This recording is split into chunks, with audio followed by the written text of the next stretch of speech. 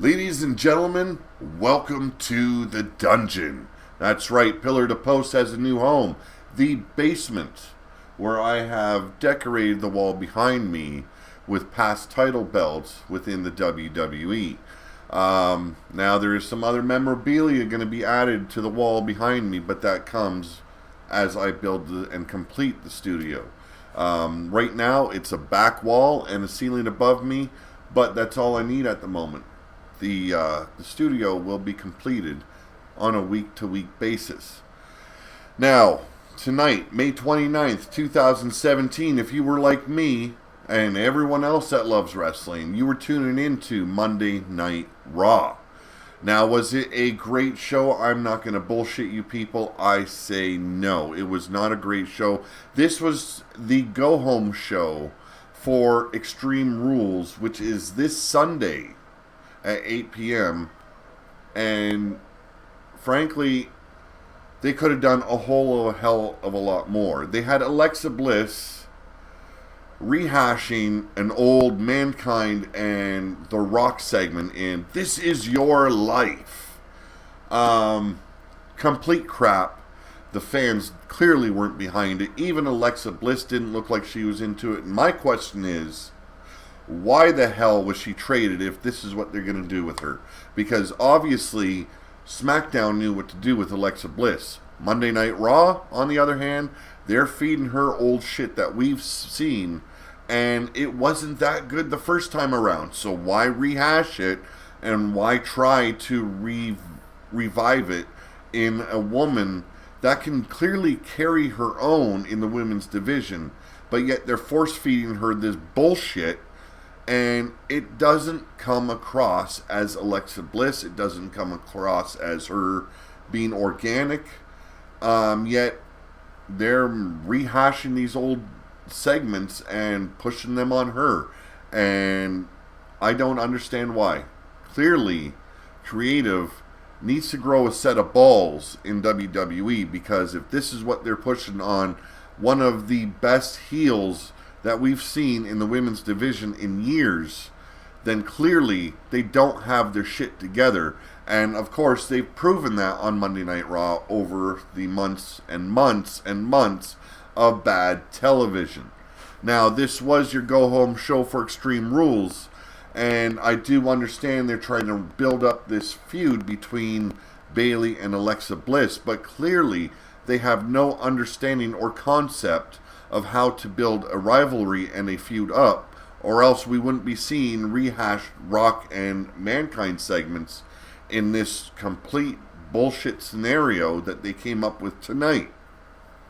Also, are seeds being sown for the separation, the breakup of Enzo and Big Cass? Because frankly, that's what it appears to me what they were planning on doing with tonight. Now, that could just be a way to, say, create some dissent in the friendship between Enzo and Cass, and later on they find out, yes, it was someone else that did it, but this guy here wants to see the breakup happen.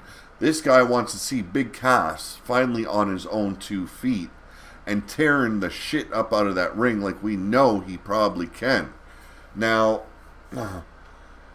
I, on the other hand, would go the route of making Enzo the mouthpiece of Big Cass. We know Big Cass isn't a very well-spoken person, but then we haven't seen him stretch his legs on his own either on the mic. He's always had Enzo there to do most of the talking for him.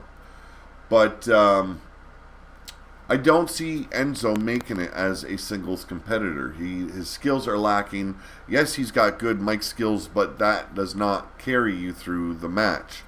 So I'd like to rather see him as a manager type role. But that's this guy.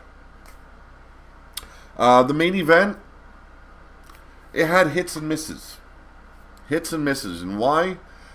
There was a lot of stalling in the match. A lot of fucking stalling.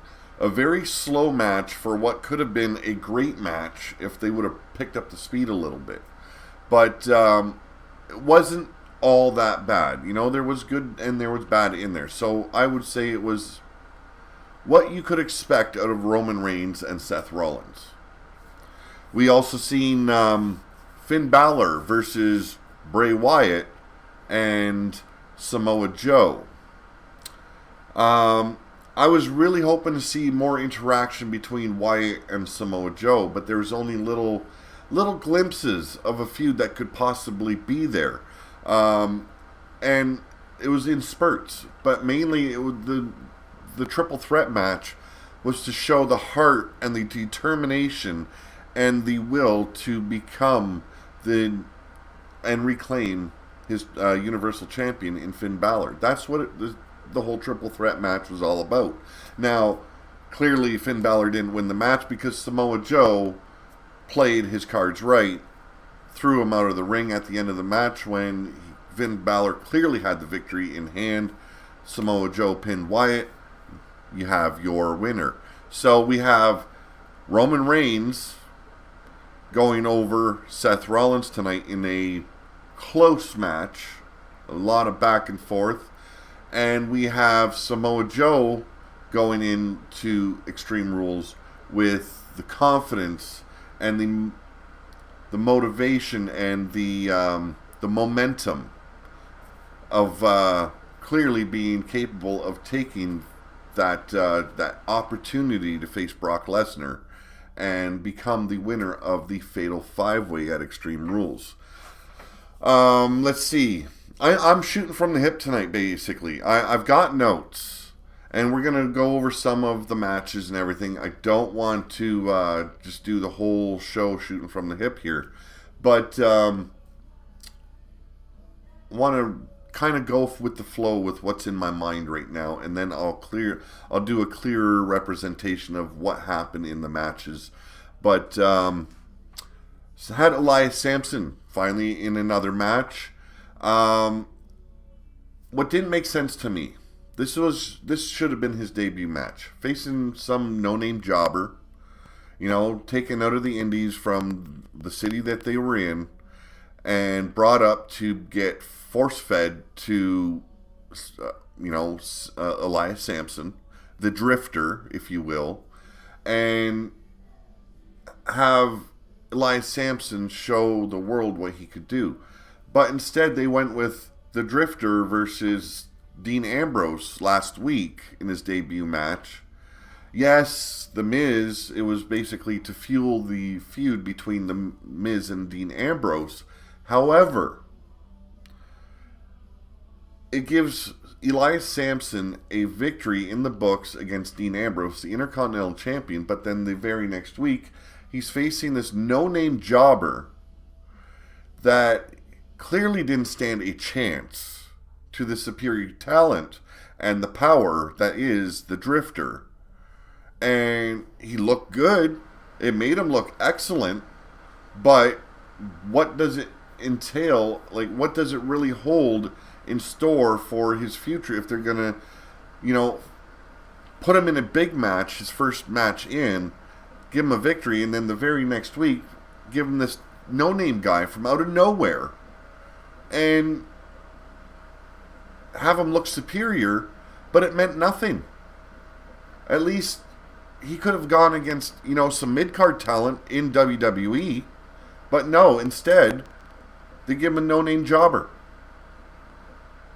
Like, clearly I wrote down the guy's name, but clearly I don't give a shit about him. No one else cared about him. The fans weren't really behind the match either because he's fighting a no-name jobber. A jobber. This guy should be made to look good. Not just against jobbers, but against main talent, main roster talent, not independent talent. Okay? He went through his shtick in NXT. Allow him to fight the main roster now. He was brought up to the main roster. Let him fight the main roster. But clearly, Elias Samson, also known as the Drifter, won his match tonight because he went against someone that just couldn't stand up to him in wrestling skill as well as tenacity and clear anger and maliciousness. Like hell, he had this guy The guy's head pulled through the ropes and just smashed his chest into the ring apron. You know, what's the guy going to do after that? We've seen that modified neck breaker to finish off the jobber. Bada bing, bada boom, that's your fucking match. And, you know, he looked good, but it did nothing for his career.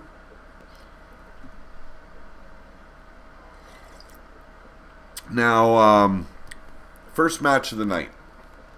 Very first match of the night. It was brought on by Miz TV, and you guys know, if you've watched this show, I have no love, no patience, no willingness to watch Miz TV or any other highlight reel type show. I don't give a shit who the host is.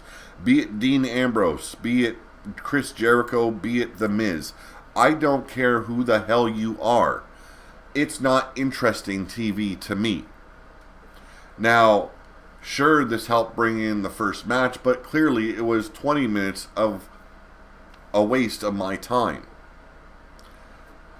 Now, how many times are we going to have to see these guys face each other in non-pay-per-view matches leading up to the pay-per-view? That takes away any mystery of what could happen. Now, I could understand if there's some blindside attacks while they're making entrances, or backstage attacks leading up to the pay-per-view, build the feud up. But clearly, we have seen these guys face each other. Yes, it was a six-man tag. It was the Hardy Boys versus Dean Ambrose. The Hardy Boys and Dean Ambrose versus Sheamus, Cesaro, and The Miz. And it was a blah match. It meant nothing. There was no emotion there. There was, the fans, they were doing the delete chants. They were hyped because, it's the Hardy Boys. But we seen nothing new. We seen absolutely nothing new. Now,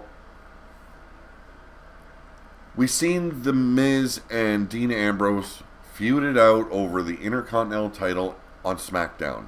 I was really hoping when Dean Ambrose got traded over, we weren't going to see these matches again. But instead, Miz gets brought over as well, and they enter the same feud that they were already in, that we've seen completed, that we thought was finally done and over with. And at Extreme Rules, we have to see it again in a bullshit match where if Dean Ambrose gets disqualified, then he obviously loses the title belt. And we know that's what's going to happen. He's going to lose control. He's going to do something that's going to get him disqualified. The Miz will go on to be your Intercontinental Champion. I think it's the 7th time. And yes, The Miz is a good wrestler. He's a good performer. He's not a bad talker. But I want to start seeing someone else get opportunities around here. Not the same people over and over and over again. And not the same feuds repeated constantly over and over again. Now, we had the Hardys and Dean Ambrose take the victory over The Miz and Cesaro and Sheamus. But, like I said, it absolutely meant fuck all. Now, they were standing tall at the end of their match, so they have the momentum going into Extreme Rules. But it was a match we've seen 100 times already. Okay, it was predictable. There was not really any high spots. Yes, we had The Miz get the twist of fate, which he fucked up and got turned into a neck breaker. And we had the Swanton Bomb. And I believe we got Dirty Deeds. But, come on, people. Was it really that interesting of a match? I thought it was very slow. I thought it was too predictable. We've seen this outcome before. Does this mean that because it was so predictable, you got your winners that were the faces, that Cesaro and Sheamus are going to win back their tag team titles? Who knows? Could be the reason why they do it. Have the Hardy Boys constantly go over on Sheamus and Cesaro. Then at the pay-per-view, they get, Sheamus and Cesaro get their big win. Could be. Very well could be. Who knows at this point? What else did we have? We had Noam Dar versus Rich Swann. We had Alicia Fox in Noam Dar's corner. We had Sasha Banks in Rich Swann's corner. Very predictable match as well. Now, we had Sasha Banks stop Alicia Fox. Stop her from interfering in the match. Tripped her up on the apron, made her kiss the apron, rolled out onto the floor, and then was rammed against the apron and made sure that she wasn't going to get involved again. And we had Rich Swann do his big finishing move off the top rope.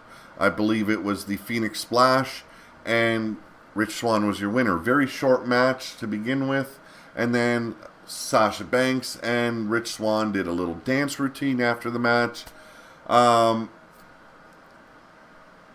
Your basic cruiserweight match that they give you. Nothing interesting. The final finishing move, yes, that's your high spot. One high spot in the cruiserweight match. Now, it used to be that a cruiserweight match, you had to pay attention because you were going to miss all the shit that was going to go down because these guys move fast. They did high-risk moves. Now we get them doing same moves that the big guys do. So, call it what you will. To me, it's not cruiserweight wrestling. I'm going to have to open my notes soon because I can't remember very much what else went down. Like I said, we had Enzo Amore attacked once again backstage. And it was alluded to by Corey Graves that maybe Big Cass is involved somehow. And it was also shown that the Revival was also in the locker room that day last week when Enzo was attacked as well. So, building some dissent between Big Cass and Enzo, and we had an interview with the Rivalry, which it was good to see the the Revival back. Now, the guy that had his jaw broken, I can't remember his name offhand, still has it wired shut by the looks of it, so he didn't do any talking. And I'll get into that when I go to my notes. I'm trying to get through the matches right now. Let's talk the main event. Okay, Seth Rollins versus Roman Reigns. Now, this should have been a lot bigger of a match, but I found it very slow. It was a slower paced. I think they were trying to make it more methodical looking on Roman Reigns' part. He'd do a big move or just do a regular move, and he'd take a break. Just stand there and rest.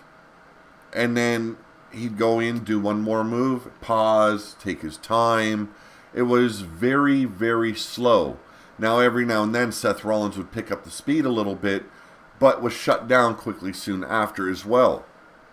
We've seen Seth Rollins take a Superman punch after coming off the top ropes. Looked phenomenal. But what ended the match, we've seen Seth Rollins perform the buckle bomb. Roman Reigns popped out of there, delivered a Superman punch. Both guys laying out on the mat. And Seth Rollins tried to finish it off with his new finishing move. I can't remember what it's called, but it involves kind of like a short arm clothesline, but he uses his knee instead. A move that I guess Kenny Omega uses as well. So Seth Rollins went for that, his new finishing move. Roman Reigns sidestepped, hit the ropes, hit the spear, 1, 2, 3. The match was done. Now, the fans had mixed reviews on this match. They were, they popped for some of it. They were very quiet for a lot of it. So it was really hard to go by the fans if they were enjoying the match or not.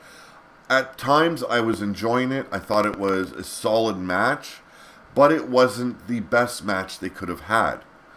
I expected a lot more from the two, but, with the pay-per-view coming in on the weekend, I knew they weren't going to go too high risk. I knew they weren't going to go full throttle into it because they don't want to chance an injury going into a pay-per-view. So I can understand that. But then you look at the triple threat match, Finn Balor versus two big men. Combined, they're probably 4 times his weight and 4 times his size. Now, every time Bray Wyatt got thrown out of the ring, he'd sit out there, he'd rest. Every time Samoa Joe got thrown out of the ring, he'd stand out there and rest. Balor gets thrown out, he's right back in the ring like a fucking rabbit and going head-to-head with these guys. Head-to-head, toe-to-toe.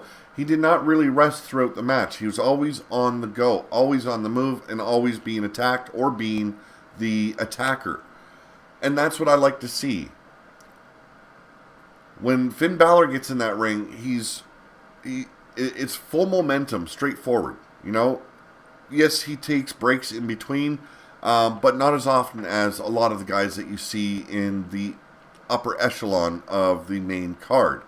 Now, you look at what he did in his match, and he looks like a superior athlete. Yeah, he might not be as strong as Roman Reigns or as strong as Seth Rollins.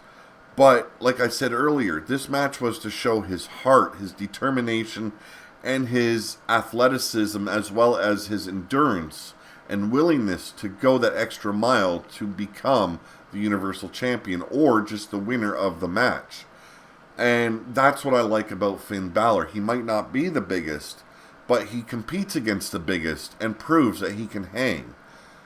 Now, I was really hoping, like I said earlier, to see some interaction between Bray Wyatt and Samoa Joe, but it was just little glimpses of what could be.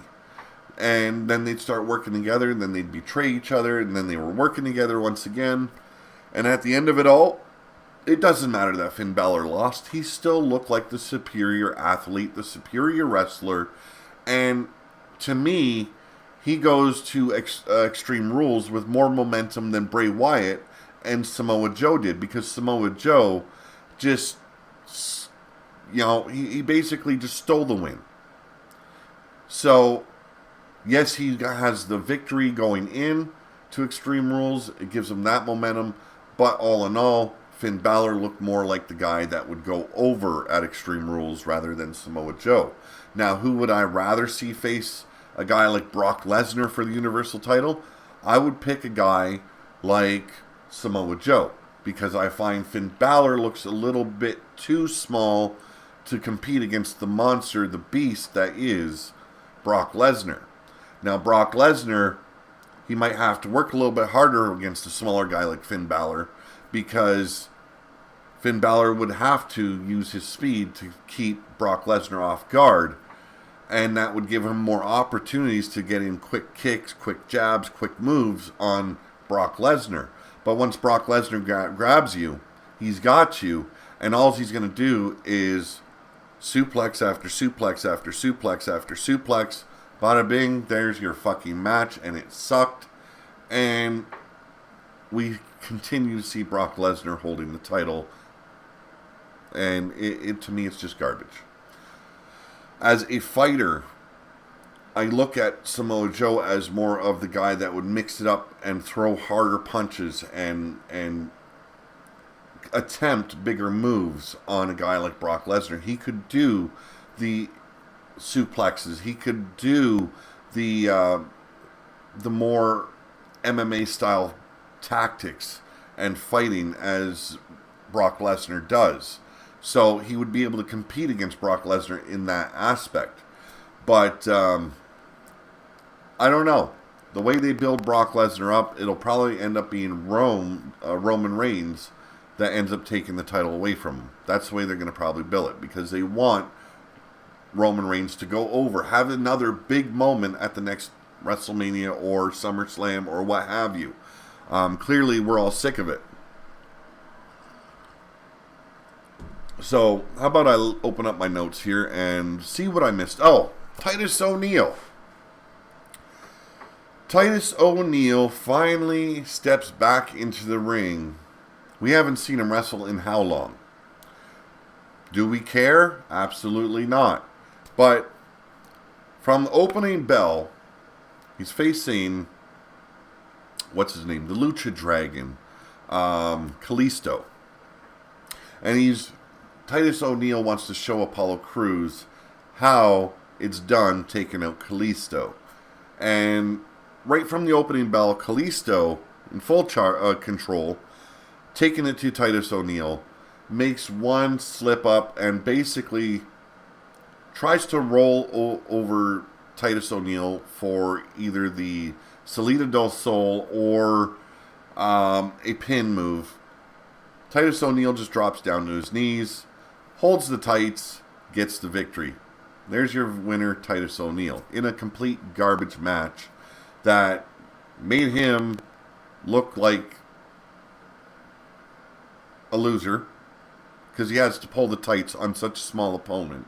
Made him look like a loser. And on top of that, didn't make him look good to his protege, Apollo Crews, because Apollo Crews basically rubbed it in his face. Yes, I seen you holding his tights. That's how you won. Obviously, I seen it. And to me, they need to get rid of Titus O'Neil. Clearly. He doesn't fit a manager role. He doesn't...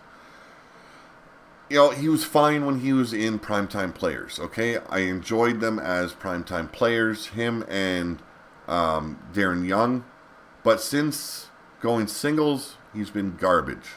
And I can't stand him in the ring. I can't stand him on the mic.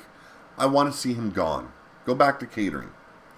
But I'm going to open my notes here and go over more of the show. Like I said, Miz opened up the show. Miz and Maurice doing Miz TV. And their guests were Sheamus and Cesaro. But clearly, the Miz made it more about him than Sheamus and Cesaro. Now, Sheamus and Cesaro say that the fans turned on them.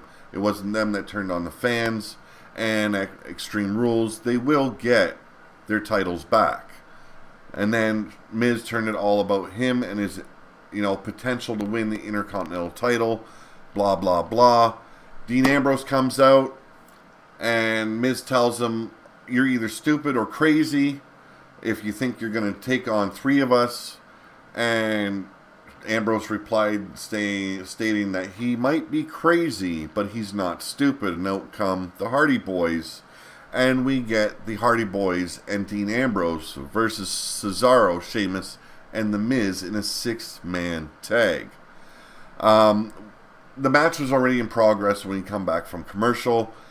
Like I said, it was like every other match we've seen these guys in. There was nothing new. There was nothing to bring a pop. There was no... Even the fans, besides the delete chants and the usual Hardy Boy chants, they weren't really into it either. And either that was the volume on my television or it was what I was hearing. There was just like little pops for the Hardy Boys, but other than that, the match was dull. The match was slow, and it just wasn't interesting. Let's see, we had... Okay, Graves is texting on his phone after this match when he says he has to go. He quickly gets up and takes off his headset before leaving. Cole and Booker look confused, but Cole keeps talking about the show. So that I thought was odd at the beginning. We come back from commercial and Kurt is reading something on a phone. Now Corey Graves is there. Angle reads something about him being a disgrace and an embarrassment to WWE. Something about a besmirch to his status as an Olympic gold medalist. And apparently someone is blasting Angle for his job as general manager. Angle asks if this is some kind of joke, and Graves says it appears to be serious. Graves loves the job Angle is doing and says he would hate for anything to come along and throw a wrench into the well-oiled machine Angle is running. Now Angle asks who gave Graves the information. Graves replies and says people tell him things and he just wanted to give Angle a heads up about the information he has. And to let Angle know Graves is here to help if he can. Now Angle says if this is true, it could ruin him. Angle seems worried as he hands the phone back to Graves and Graves leaves. Now, I found this a little bit interesting. Is this a way that they're going to get Kurt Angle back inside the ring? I would love to see that. A lot of fans would love to see Kurt Angle return to ring action. I would rather have him as a wrestler than a general manager. Now, he hasn't done a bad job. I like him better than Mick Foley. But, come on, man. You know, the guy is a wrestler, and we all want to see him back in the ring. So I'm hoping this is a way that leads up to that. But it's a waiting game, so we'll have to see. The man who fought Elias Sampson tonight was Zach Evans, a jobber doing the JOB, and he did the JOB just fine. He made the Drifter look fantastic tonight. The fans weren't behind the match. I see potential in Elias Sampson. The guy just needs that one spot, that one moment that's going to bring him over, and when he finds that spot and he can capture that spot, it'll catapult him. That's what I'm waiting for. Maybe a grittier promo instead of the singing, but we'll wait and see. Like, clearly, Zach Evans was just outclassed, out-wrestled, and outpowered. It was a gimme match, you know? That's about it. Corey Graves returns to his chair, and Cole asks him what that was all about, and Graves says that it's personal, and we go back to commercial break. So we back from commercial break, and Samoa Joe is backstage watching Finn Balor's recent WWE 24 special. Charlie Caruso approaches and asks him about tonight's triple threat. Joe is studying the special to better destroy Balor. He talks about how he knows Balor and will take him out tonight. He brings up Bray Wyatt, but the graphic flashes and we cut to Wyatt backstage somewhere in a darkly lit room. Now Wyatt cuts a promo on Joe and says he's just like the rest. He's blind. Wyatt goes on and says only one person can defeat the Beast, him. We see Joe watching as Wyatt goes on about how he can beat WWE Universal Champion Brock Lesnar. Wyatt says Balor and Joe and all the others will give in to their fears and run. So that leads us into Finn Balor versus Samoa Joe versus Bray Wyatt. Like I said, Finn Balor looked the best out of all three guys in this match. He was in more control of the match. Yes, he was tag team a lot. Yes, he took abuse. But all in all, this match made Finn Balor look good. It made Samoa Joe and Bray Wyatt look a lot weaker. I didn't like that part. I think Bray Wyatt and Samoa Joe had the opportunity to mix it up there. Two big guys like that can brawl. It would have looked good. But for some reason, Raw didn't see that as happening. So they teamed together more than they actually opposed each other. There were some cheap shots made, but all in all, they worked together as a unit. And in the end, Finn Balor was about to take the win. Samoa Joe made sure that didn't happen. He pinned Bray Wyatt for the victory. Like I said, I'm not going totally into these matches tonight. Not going to do that anymore. I'm going to give you my opinion of the show, the result of the match, and basically my reaction to it. And yes, the match looked good with Finn Balor. The way they worked it made him look like the fighting champion he could be. But I didn't like it what it did for Wyatt and Samoa Joe. It didn't sit well with me. Seth Rollins is backstage with Mike Rome. Now Rollins talks about his history with Roman Reigns, but loses the friendly tone and says he owns Reigns. Excuse me. Rollins says it won't be personal when he puts his knee in Reigns' face tonight.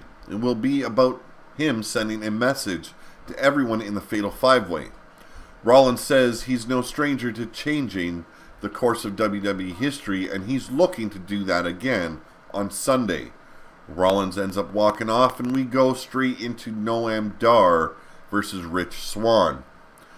Very quick match. Really nothing interesting. I was surprised I stayed awake through it. I love the Phoenix Splash. It looks great no matter who's doing it. It always looks great. Rich Swann is your winner. He had his little dance routine after the match with Sasha Banks. And it will be a mixed tag team match at Extreme Rules, as I was told, or we were told tonight. And that will happen between Noam Dar and Alicia Fox versus Sasha Banks and Rich Swann at Extreme Rules. Not a big match. No one really cares about it. Back from the break, and Charlie Caruso is with the Revival. Now Scott Dawson points out Dash Wilder's wired jaw and says the Revival will be back soon. She brings up Enzo Amore getting laid out last week, but Dawson says they haven't been around in 6 weeks. Now Charlie shows us video from last week's Sasha Banks segment where the Revival could be seen in the background walking. We posted about this last week. They admit they were here last week, but they work here.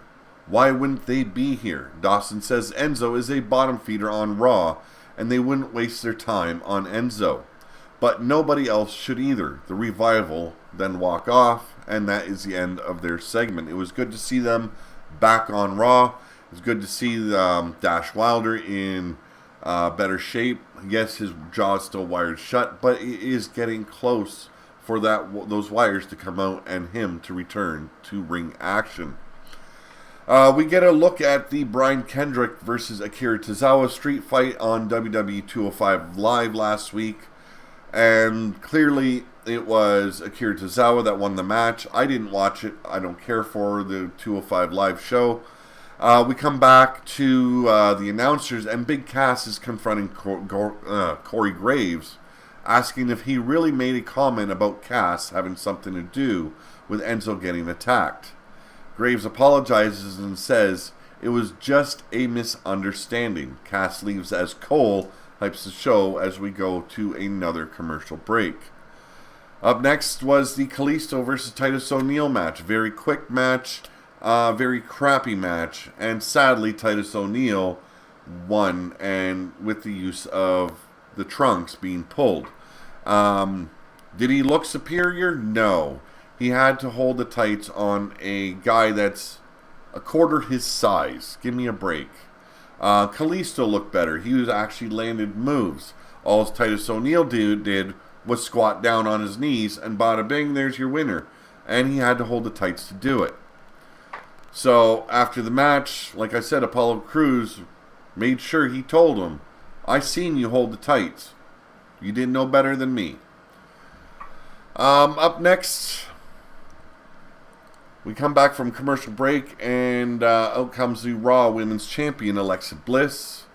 She hypes the kendo stick on a pole match with Bayley on Sunday and pokes at Bayley for probably trying to hug the kendo stick. Bliss goes on about how soft Bayley is and says she had to dig deep to find out who Bayley really was. She introduces This Is Your Life and focuses on table full of various items from Bayley's life. We also see an older woman in the ring with a younger woman and younger man on the opposite side of the ring. Bliss starts mocking some of the items on the table, including a trophy and a yearbook. Bliss introduces the older woman known as Miss Flopper or something like that. Flapper.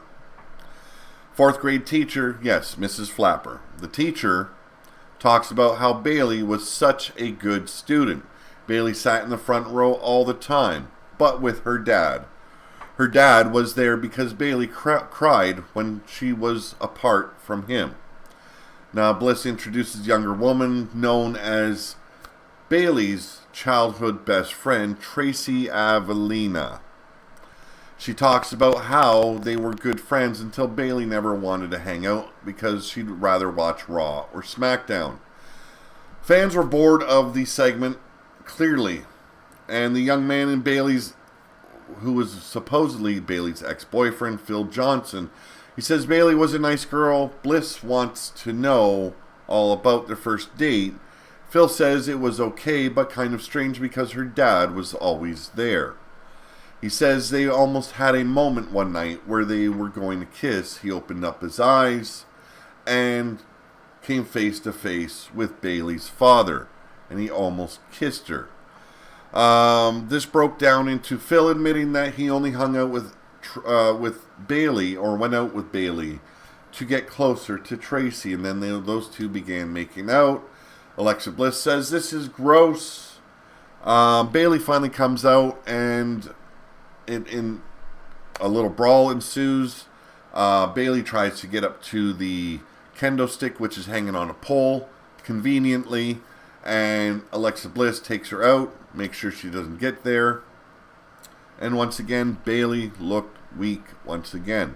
Like I said, basically just rehashed, reused the "this is your life" moment from Rock and Mankind from years past.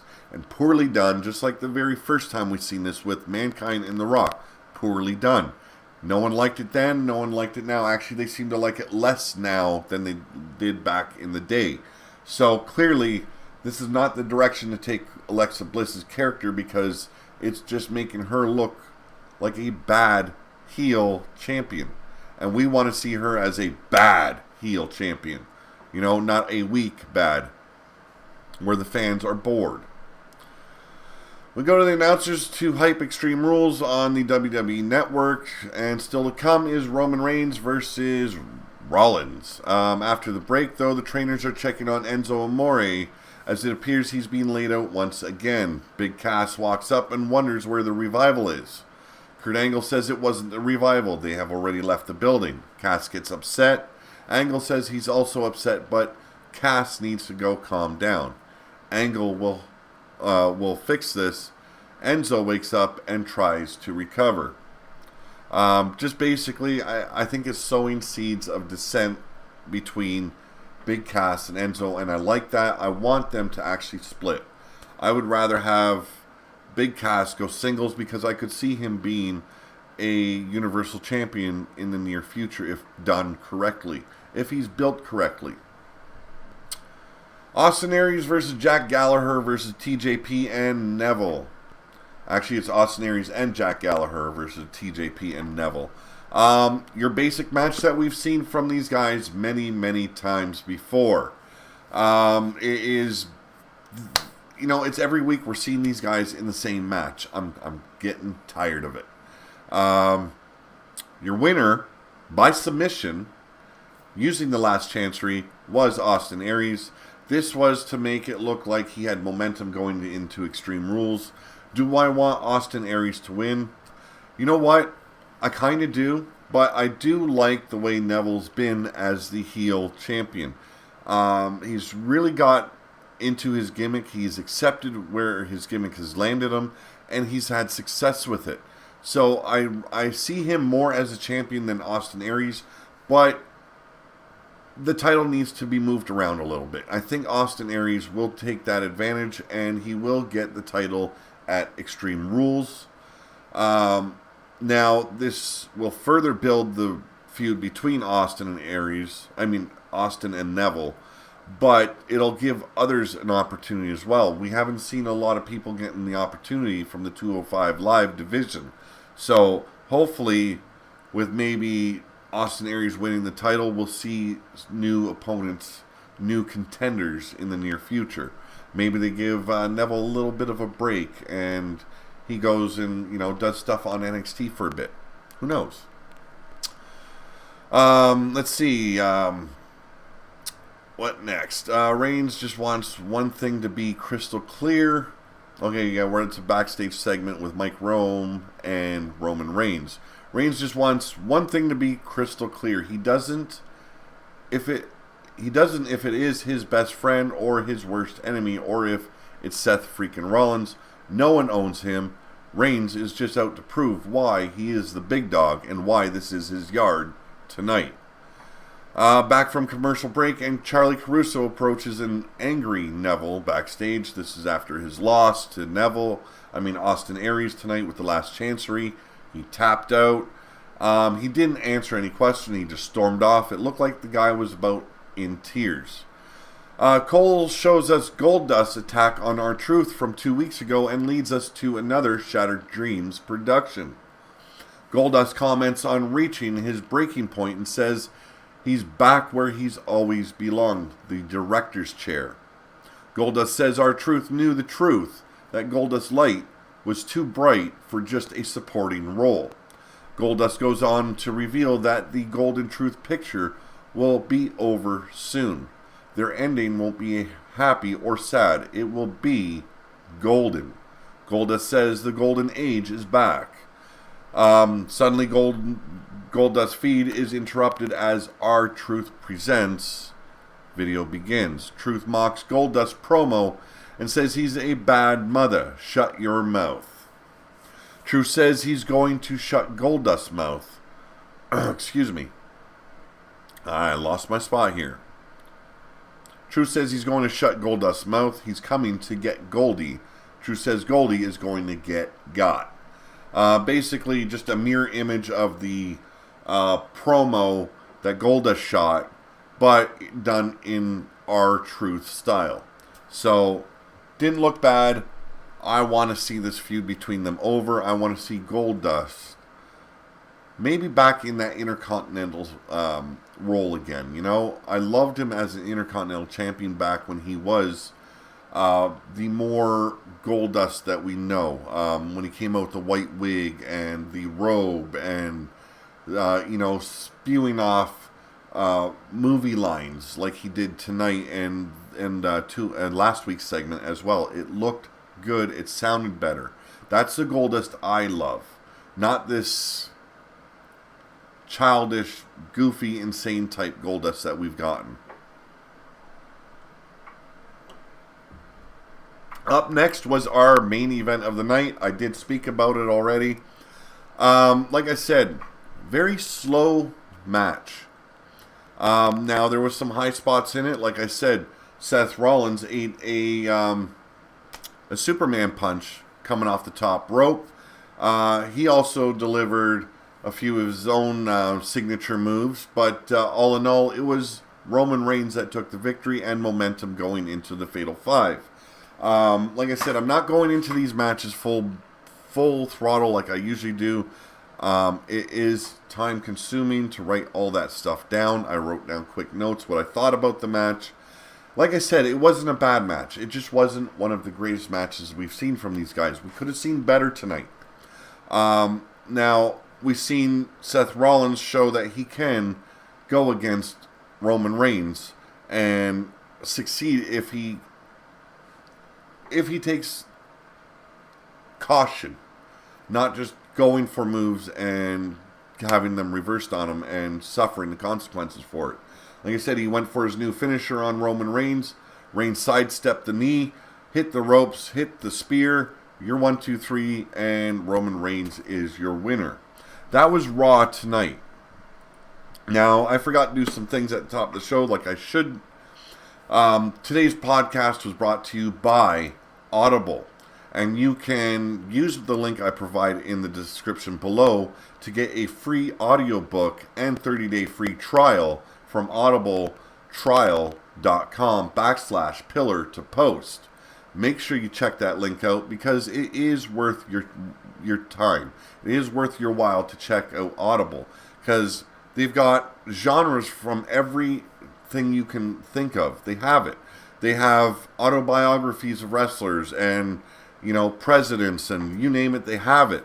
They have sci-fi, they have fantasy, they have romance, action, mystery, they have it. And if you don't have the time to pick up a book and read, well, what better way than to get a free downloadable book and put it upload it to your tablet or MP3 player or iPhone and play it at the gym while you're exercising or while you're on a long drive or just sitting at home wanting to relax and tune everyone out. Also, all the links for my Patreon, Teespring, Facebook, VidMe, everything is in the description below. Make sure you take advantage of those links. You can find me on Twitter at PillarToPost77. Also, if you want to send me any kind of stories, maybe it's wrestling related, maybe you went to a wrestling show and you want to talk about your experience from it, and you'd like me to read that on Pillar to Post here, you can email me at steeldragon1234@hotmail.com. Also, if you enjoyed today's podcast, make sure, if you have yet to do so, hit that subscribe button. If you're on VidMe watching this, please upvote. And always like the video. Make sure you hit that little bell because it will give you notifications every time I go live stream and upload. Also, tonight I'm going to try a little bit of live streaming with my PS4. So, make sure you tune in to Pillar to Post because there's always something happening here for you to watch. So, this is me signing off. This is Pete Wall. This has been Pillar to Post. And tonight was your Raw report. Thank you for joining me. And you have a wonderful night because I'm going to try and have one as well.